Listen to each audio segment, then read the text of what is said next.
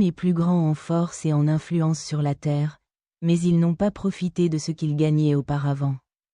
Et quand leurs messagers leur ultérieurement avec des preuves claires, ils, seulement, se réjouissaient de ce qu'ils avaient de connaissance, mais ils étaient enveloppés par ce qu'ils ridiculisaient. Et quand ils virent notre châtiment, ils disent: nous croyons en Allah seul et nous ne croyons pas à ce que nous lui associons. Mais leur foi ne leur a jamais profité une fois qu'ils ont vu notre punition. C'est la voie établie d'Allah qui a précédé parmi ses serviteurs. Et les mécréants ont alors tout perdu.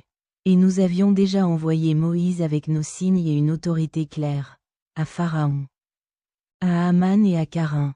Mais il dit: c'est un magicien et un mentor. Alors, quand il leur apporte la vérité de notre part, ils disent: tuez les fils de ceux qui ont cru avec lui et laissez leurs femmes en vie. Mais le plan des mécréants n'est qu'erreur. Et Pharaon dit: laisse-moi tuer Moïse et qu'il invoque son Seigneur. En effet, je crains qu'il ne change de religion ou qu'il ne sème la corruption dans le pays.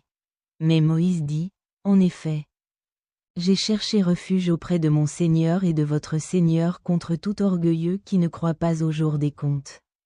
Et un homme de la famille de Pharaon qui a caché sa foi a cru. Tuez-vous un homme parce qu'il dit: mon Seigneur est Allah, alors qu'il vous a apporté des preuves évidentes de la part de votre Seigneur. Et s'il ment, alors les conséquences de son mensonge lui incombent. Mais s'il est véridique, une partie de ce qu'il vous promet vous frappera. En effet, Allah ne guide pas celui qui est transgresseur et menteur.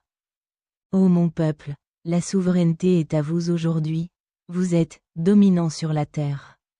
Mais qui nous protégeait du châtiment d'Allah s'il nous arrivait? Pharaon a dit: je ne vous montre que ce que je vois, et je ne vous guide que vers le chemin de la bonne conduite. Coran, Sourate Ghafir, 5 à 31, 50.